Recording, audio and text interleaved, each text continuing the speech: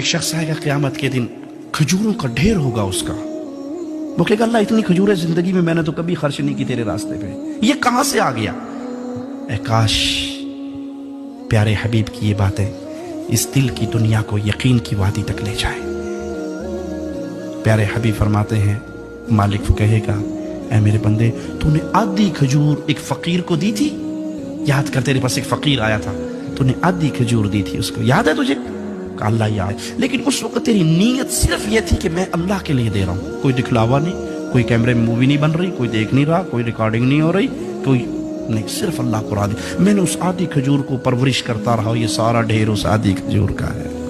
پہلی شرط اللہ راضی ہو، یہ شرط ہے کسی بھی عمل کے قبول ہونے کے لیے، وہ نماز، وہ روزہ، وہ حج، وہ زکوٰۃ، وہ جہاد، وہ صدقہ، وہ خیرات، دنیا کا کوئی عمل عمل صالح نہیں کہلائے گا جب تک وہ خالص اللہ کے لیے نہ ہو۔